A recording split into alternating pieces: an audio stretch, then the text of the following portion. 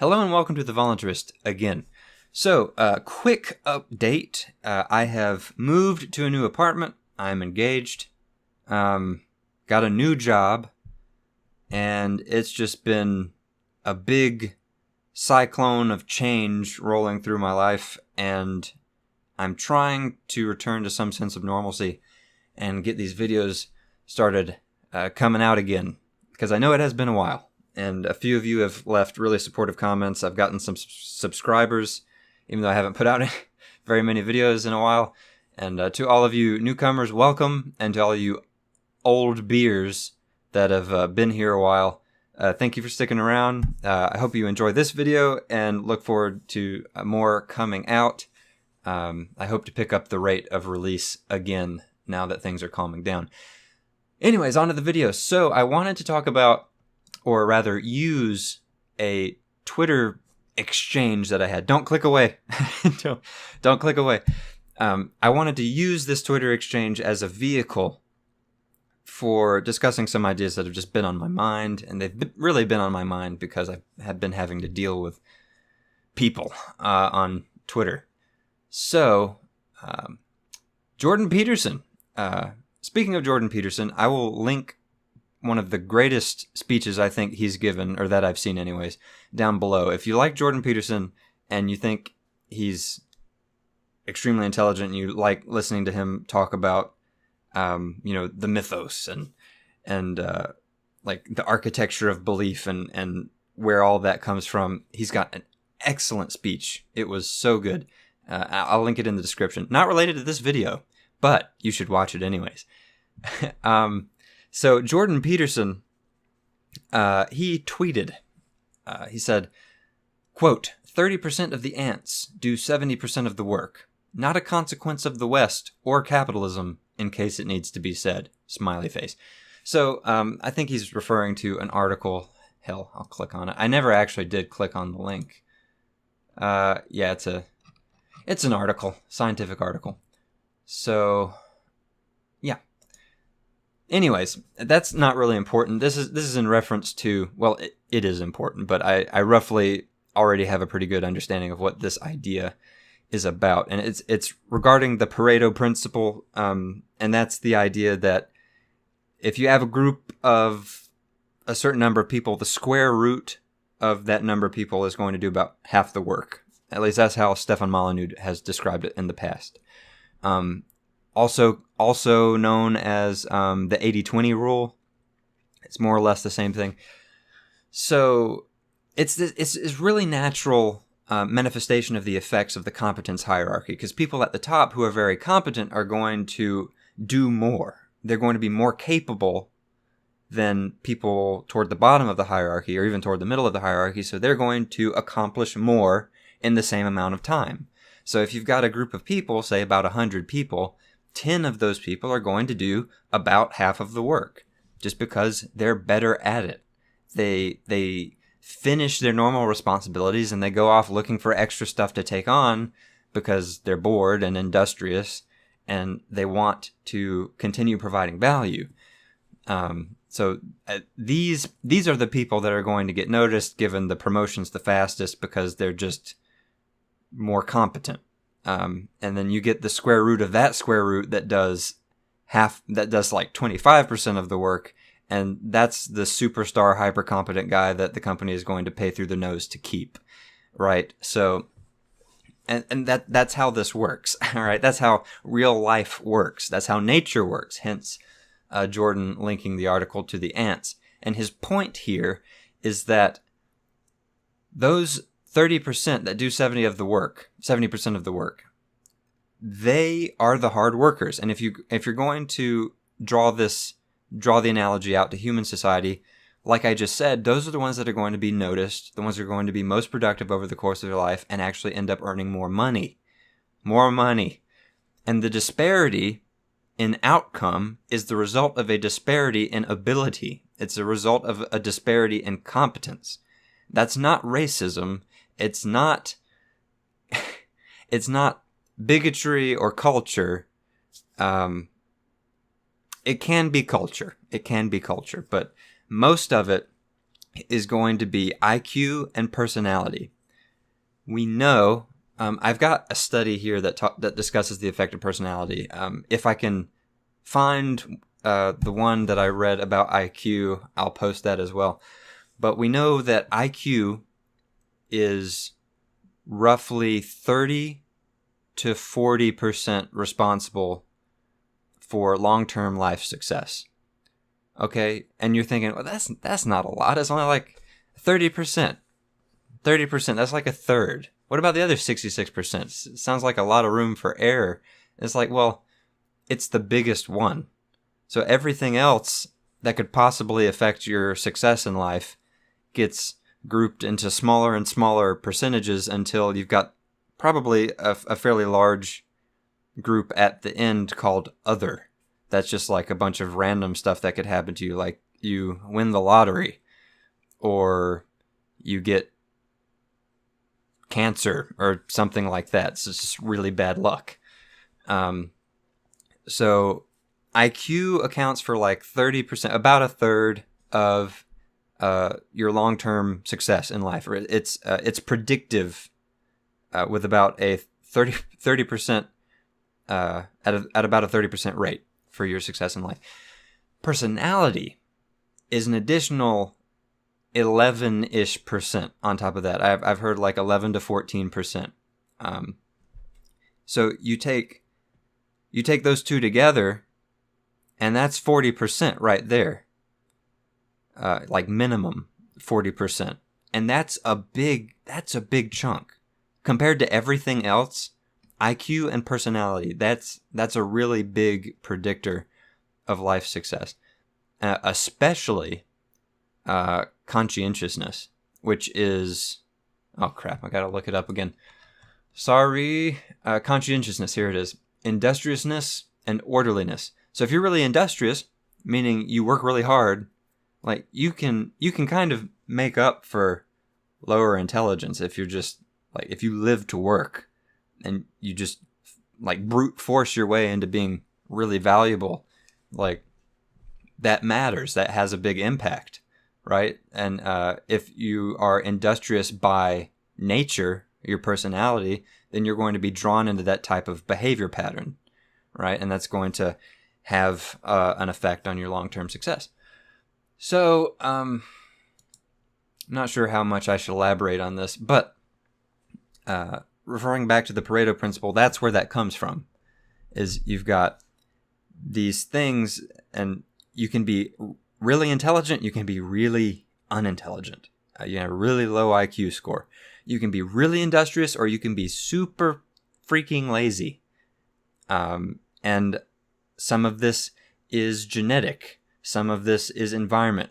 Personality is more weighted toward the environment because your personality is formed most heavily like in the formative years of your life. So like from the time that you're born to about 6 or 7, that's when your personality is forming.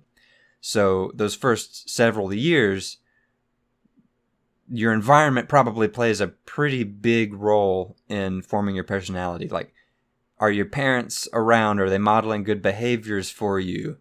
Who are you socializing with? Like, stuff like that. So that all plays a big part into it.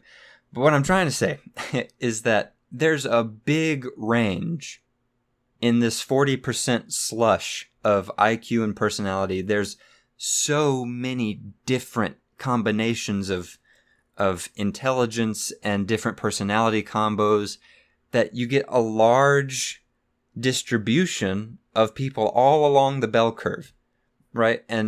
But you can get someone of, it's most likely that you'll get people near average intelligence, near average conscientiousness, near average neuroticism, near average, it's just like your average person. That's what average means. Most people tend to be at that place in the average. So most people are going to be there.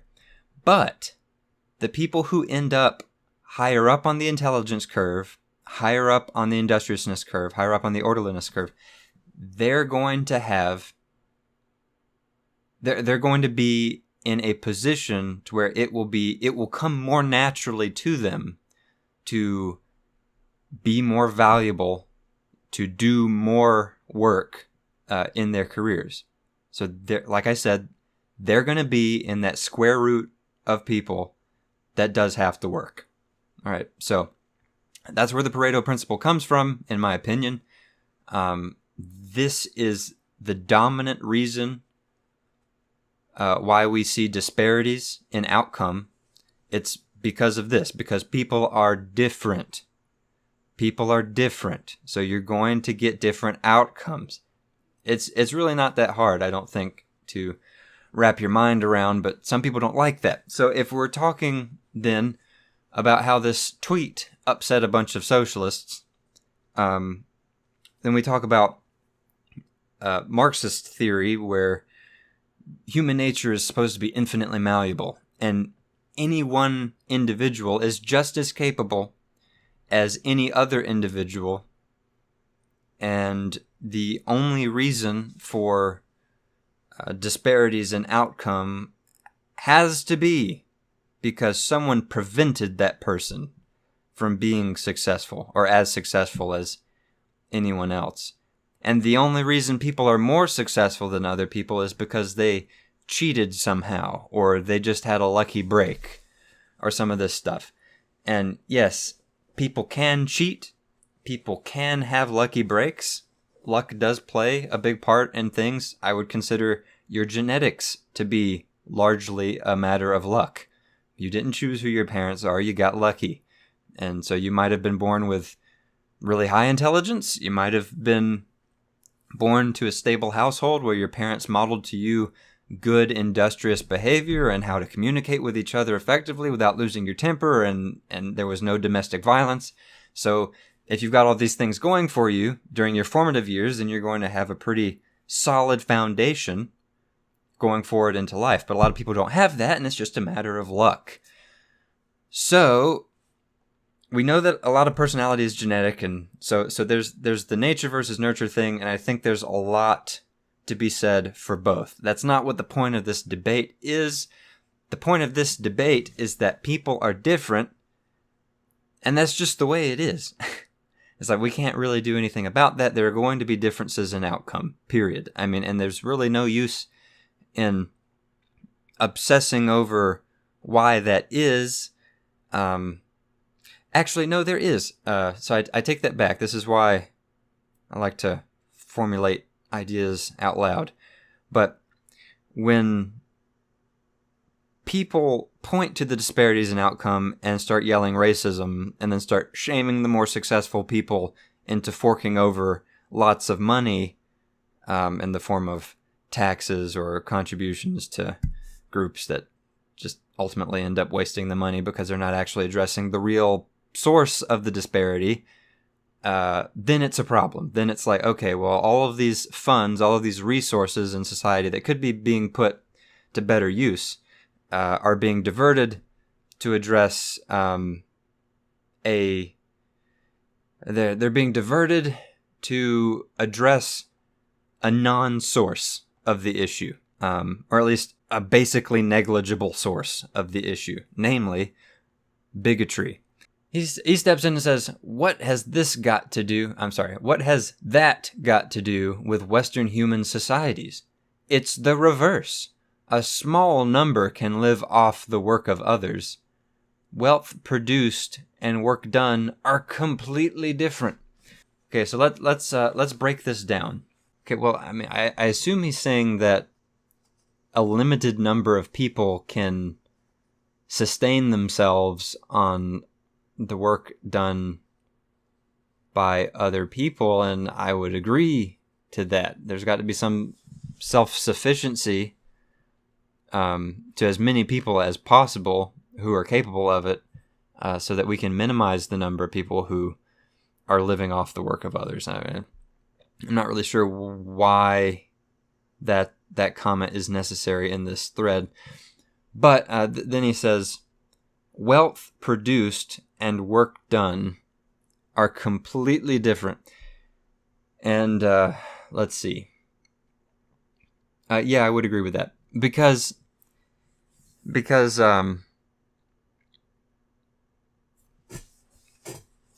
productivity is different from work. So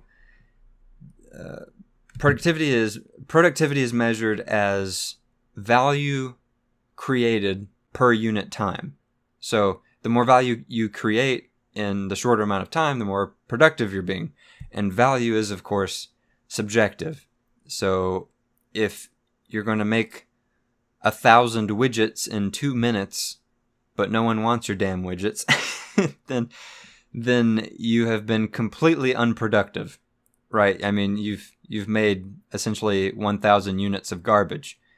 So just because you've done all this work to make all these widgets, and you've done it in a relatively short amount of time, that doesn't mean you've been productive. And you've produced no wealth, because you haven't done anything worthwhile. No one wants it.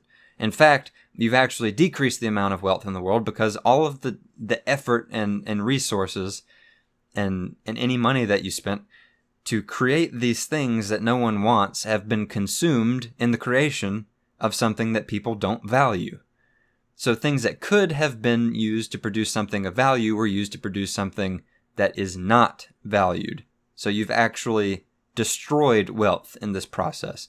So it turns out I actually agree with this first comment. If what he wrote is what he thinks he wrote, but I don't know. He seems to be, just the tone is in opposition to the original tweet, and I'm not really sure how it contradicts anything. A lot of people liked it, I guess, because the tone was combative. I don't know. I actually kind of agree with what he said. Anyways, I respond to that with some clarification, because he said, "What does it have to do with Western human society?" So I'm like, okay, well, I can answer that question, even though I don't really understand what you said. So I said, for a particular job, a minority of workers tends to do the majority of the work. And in hindsight, I should have said tends to produce the majority of value. That's what I should have said.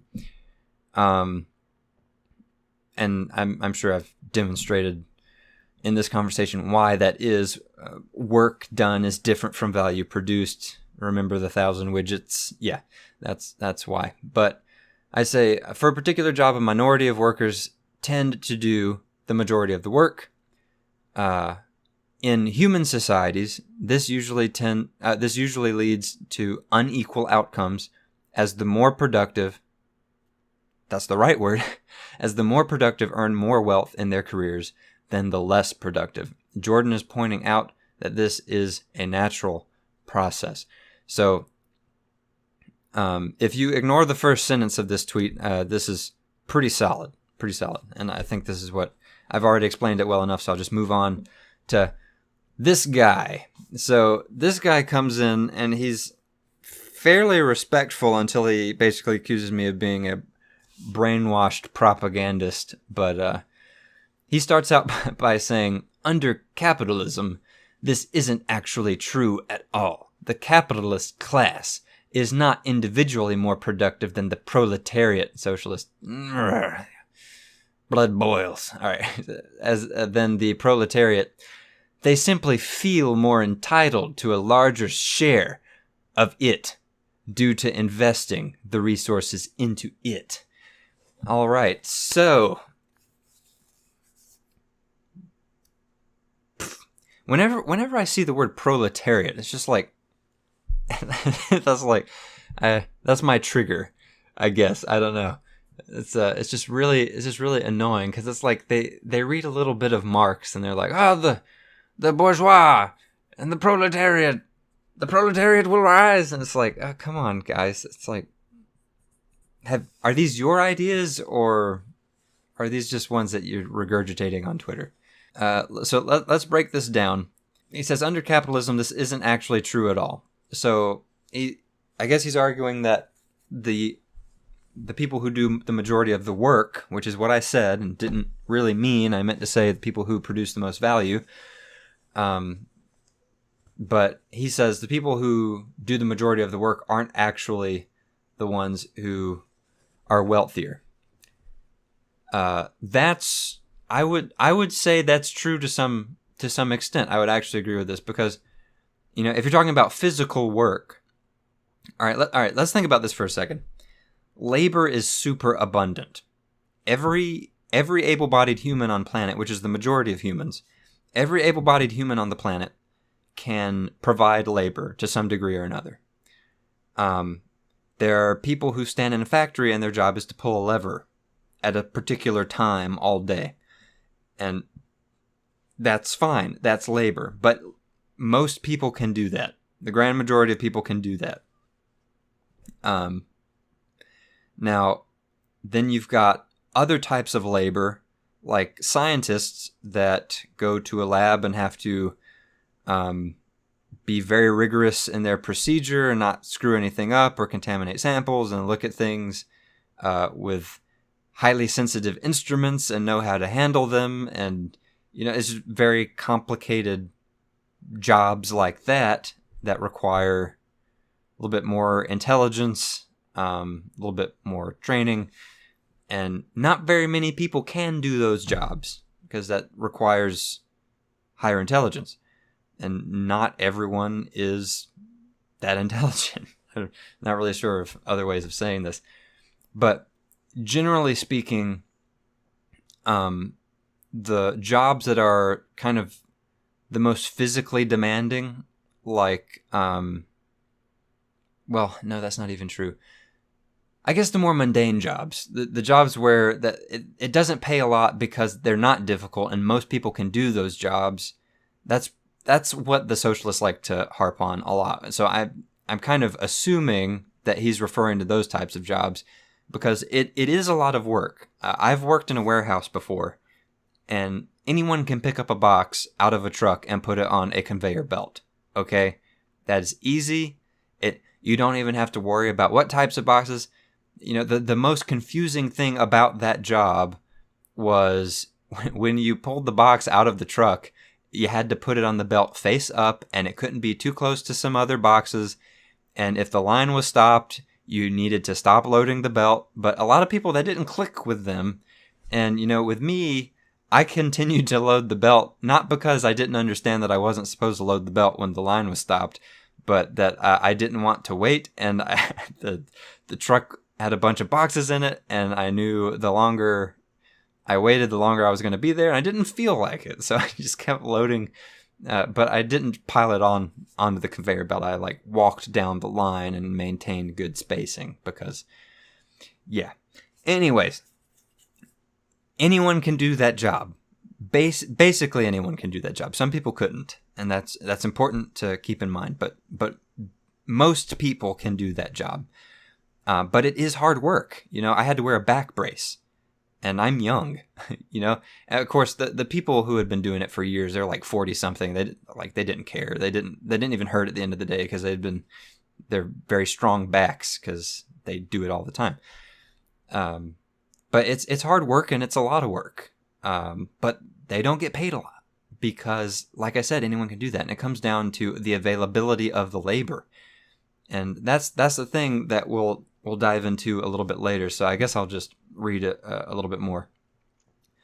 Then he doubled up and he said, people purely being paid more because they work harder and more would be closer to a socialist system than a capitalist system. So I'm not sure he totally understands what what socialism is, because in most examples of socialism, people get paid the same no matter what they do. So getting paid more because they work harder, I don't know. I don't think that's necessarily socialist, but in the sense that you're not letting people negotiate for what they should be paid. The price of their labor is being dictated to them by some central authority figure. Yeah, that's pretty socialist. And yeah, I can't see anything going wrong with that at all. So yeah, in that sense, it is more socialist. But again, this whole working harder thing, we'll get into it. And I say, No, you've gone and perverted my argument. Productivity is not necessarily proportional to expended effort. Productivity is value, which is relative to the current market conditions, produced per unit time, and this is why intelligence matters so much to long-term earnings. So this is kind of what I just went over. That tweet only got 3 likes. To be fair, my first tweet got 109 likes. Thank you very much, but not nearly as much as this guy I'm arguing with got.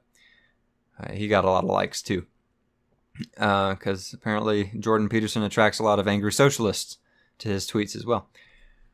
So let's see. So he replies with, yeah, and you think it's intelligent, and you think it's intelligence that made Bezos be worth $100 billion? You think he's 10 million times more intelligent than some regular employee of his? No, of course not. He's extracting surplus value out of the productivity of others with the excuse of having invested in them. And, okay, so the way the bell curve works, person, is the hyper-intelligent, the people who are way, way on the right side of the intelligence curve or the competence curve, way at the top of the competence hierarchy, they're going to have access to certain intuition, and that's going certain intuition and abilities and just a way of looking at things and a way of conducting themselves in their work and in their lives that are going to open up opportunities for very large personal gain that other people just don't have the chance at accessing because they're not that high on the competence hierarchy. So it's not just a linear thing. First off, intelligence isn't a linear scale. I don't think. If I'm wrong, let me know in the comments, and that's fine. But I don't think intelligence is a linear scale. But the potential opportunities that you gain from breaking out of the masses in the average go up exponentially. So if you're an average person, you're competing with all the other average people for average opportunities. Okay, so think about that. That's a very competitive place to be. So if you're a little above average intelligence and industriousness and all those other things, then you're going to be competing for higher level opportunities for personal gain with fewer people. And if you're really intelligent and you're in the top 1% of intelligence competence and you're at the tip top of the hierarchy and you rarely encounter anyone that can hold a candle to you. I'm not in that place, but let's say you're in that place. Then you're competing with far, far fewer people for these premium opportunities for personal gain. And I mean, you can see how this works. It's not a linear thing. Jeff, is it Jeff or George? Bezos, I forget his first name. But Bezos, he's got an exceptionally vast fortune, but I am in awe of his skill and his ability to make all this money. He's competing in a class all his own, right? Because just his ability to see things that other people can't is unbelievable, and it's led to this success. So it's not that he's extracting surplus value out of the productivity of others. Well, yes, he is getting a lot of surplus value, but I don't think this guy knows really what that means. But it's because he's able to see things and capitalize on things that other people just won't ever. So he's competing in this class all of his own, and based on what I just discussed, his employees that are of average intelligence, well, they're competing with a lot of other average intelligence people for average intelligence opportunities, and Jeff Bezos is not. So that's That's where his wealth comes from. But, with regard to specifically his argument about the excuse of having invested in them, it's just such contempt for people who create opportunities for others. But I reply with, he's earning surplus per the contract under which he invested the money to begin with. I assume, because I don't actually know what he does with his money, but I assume he provides the necessary funds to accomplish some goal, which may create jobs and opportunities, and gets paid if it works. He's creepy, but that's not immoral. Jeff Bezos, I think it's Jeff, the owner of Amazon, super wealthy, kind of weird from what I've heard, but whatever. He's done a phenomenal job building Amazon. Amazon is insanely valuable. It's like so I just got engaged and we registered on Amazon because everyone uses freaking Amazon, right? Everyone uses Amazon and they sell everything. So you register on Amazon, is like anyone can easily buy you anything you want.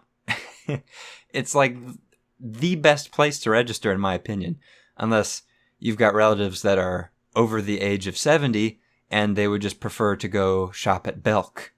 But for your average person nowadays, Amazon is great, and they give really low prices. They deliver very quickly to your house, and they produce a lot of value in the world. They're very valuable. And Jeff is the CEO of Amazon, and he's done a great job building the company into what it is today, making the big decisions to drive this growth as the figurehead, as the leader. And, that's what he's done. That's why he's so valuable. But this guy replies with, never talked about immorality. It's like, oh, please. All right, whatever. Never talked about immorality. You're making a value judgment. Okay? So it's like, he's extracting surplus value out of the productivity of others. It's like, all right, dude, standard socialist bullshit.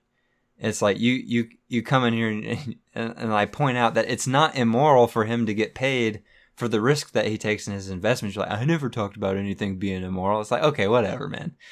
Whatever. It's like, you go on thinking that. Anyways, and he continues, I only say that under this system, working harder, better, smarter does not necessarily mean you earn more.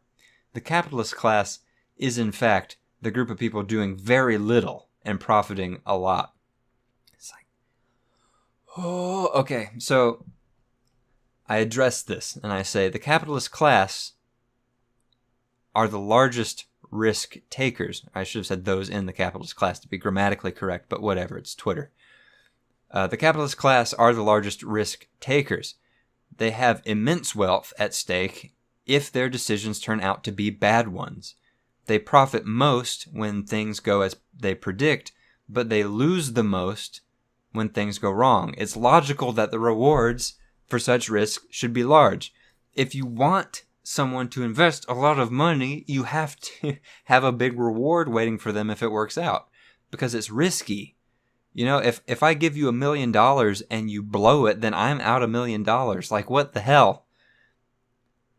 It's like there has to be some big pot of gold waiting for me on the other side of this risk waterfall of death for you to convince me to give you the $1 million in the first place. I mean, what could I do with $1 million? I could go buy a really nice house and a nice car and retire probably if I also invested the money well in like some mutual fund somewhere that's managed by someone who knows more of what they're doing. But it's like, I'm not going to give you my money unless there's some reward. And that's why venture capitalists make so much money. It's because they have a lot of money to invest that people desperately need to get their projects up off the ground so they can start hiring people and producing value in society and creating opportunities. Like, they need that initial startup capital. So there's got to be a big reward for people before they're incentivized. They have to be incentivized to hand that money over to people who can use it. Not only do they have to be incentivized, but they also have to have the skill and the funds to be able to identify risks that are worth taking and then fund those risks. So it's like there's way more to this than socialists understand. There's way more to this than just sitting on a big ass pile of money and getting rich while sitting on a big ass pile of money. All right? It's not that simple. That's so crude, and it ignores like the engine that drives investment in a market economy. It's like, how do you get a new business off the ground? You have to have investors. How do you get investors? You have to incentivize them and make them believe in your product. And you have to make it worth their while to invest the money. Thank God for crowdsourcing, because now more ideas can get off the ground, because all you have to do is convince some random person on the internet to give you $5 because they'd like to access the internet like 5 years from now and see that whatever cool product you were talking about is actually a thing that they can go buy now. But it's like, in the olden days, you crowdsourcing wasn't a thing, so you had to. Anyways, I'm beating a dead horse. Moving on. So the rewards for those risks should be large. And then another guy chimes in and says, I disagree. Anyone doing a dangerous job is personally risking a lot more than the people risking their wealth. A fraction of it, or someone else's.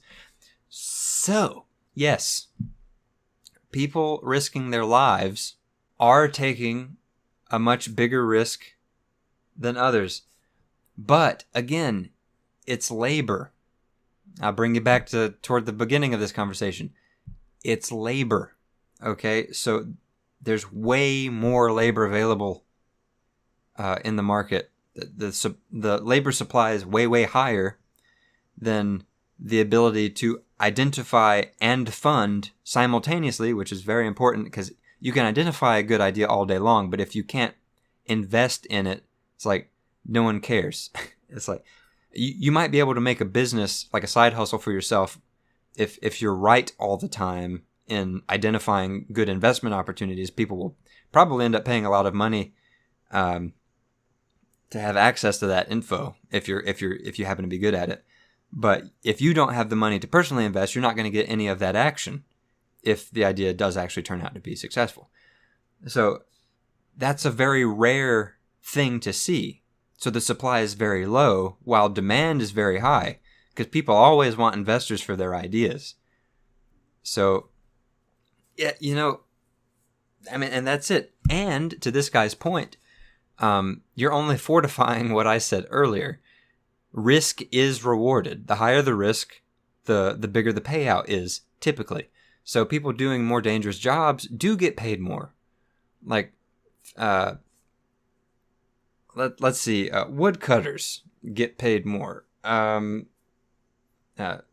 people climb trees and chop trees down? Oh gosh, I'm suddenly drawing a blank on dangerous jobs. I don't know. I'm not going to spend a lot of time on it. Like, think of a dangerous job that you wouldn't want to do because you're worried that you're going to get blown up or something. It's like, those jobs pay more. Active duty in the military. You get a hazard pay that pays more, because they realized that unless they wanted to continue with very, very dangerously unpopular drafts and selective servicing, they were going to have to incentivize people more to be in the military. So you get active. No, what is it called? Hazard pay. I forget what it's called. If you're ever in the line of fire, you get paid more if you're in the military. So I mean, it's all revolving around this idea of risk. All right. So first you look at what is the supply of this product relative to demand, and then on top of that, how risky is it to supply this product? So if labor is very plentiful, That's going to push it down. But if it's a job that requires high intelligence, that reduces supply drastically. And if it's also dangerous, then that's going to reduce supply drastically as well, because people are not going to want to do it. So people are going to withdraw themselves from the supply of that labor, which pushes the price up. So it's all about supply and demand. It is all about supply and demand. And then another guy, same guy from before actually, comes back and he says, it's to do with the capitalist mindset of fetishizing capital ownership above human life and well-being. Not quite, dude. It's understandable given that you've bought into capitalism fully, so I try to ignore this in the initial talking points. Still valid, though. Humans are more valuable. Yeah, so then I cap off the conversation. I think it's done because it's been a little while, but I cap it off by saying humans are more valuable, but those humans regularly choose to take risks for particular reasons and motivations based on their own judgment. Prices come from what buyers and sellers are willing to agree to. So if a rescue diver gets paid less than being a venture capitalist, ... because I ran out of of characters. But what I would have liked to be able to finish to say is if a rescue diver, which is another dangerous job, gets paid less than a venture capitalist, then that's because the person purchasing their labor isn't willing to pay them as much as some investor is willing to reward a venture capitalist for the risk that they're taking. So really, I believe it mostly comes down to the supply of labor. It's like, basketball players. Basketball is hard work. It's also risky. Like people, like you've seen the videos online of people snapping their legs and the bones sticking out. It's disgusting, and like they'll probably never play basketball again, and their leg is destroyed. And it's like I hope they saved their money and didn't blow it all on nice cars and women. But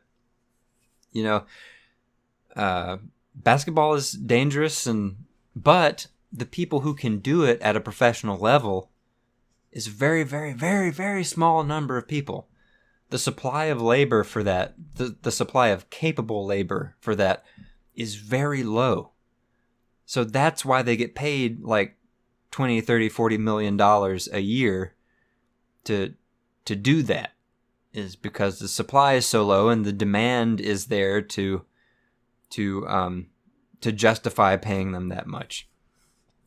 If basketball was in even higher demand, if basketball demand like skyrocketed even like 10 times higher than it was right now, they might open up like a super elite league of like the best of the best and like pay them just ridiculous amounts of money and have like one game that they spend like 3 years hyping up, and they have like pyrotechnics. I don't know, but it's like demand plays into it too, was kind of the point of that little outburst. But anyways, so I know this video is getting long, so I'm probably going to go ahead and end it here, but to recap, there are disparities in outcome because there are disparities in people. Their abilities, their intelligence, their personality, their competence, and the list goes on and on and on. We can't ignore this. Ignoring this is fatal. I just point to Maoist China. I point to the Holodomor. I point to Venezuela presently. I point to Zimbabwe. I point to South Africa, coming soon, unfortunately, I believe. Cuba. All these different socialist paradises. So don't ignore it. Don't let other people ignore it. This is important. Disparities in outcome are mostly, grand majority, in large part, caused by disparities in competence. And that is all. So thank you for listening to this video. I'm really considering stopping all this stuff with like the owl and like just doing a face cam. We'll see. I've got a solid job now. Life is going really well. Might bump up the ante on this channel. But we'll see how that all goes. I'm just thinking out loud. Might not happen. Don't get your hopes up. So, yeah, thank you for watching. Feel free to comment down in the comment section below. And, yeah, let me know what you think. And look forward to more videos. So, see you in the next one. Bye.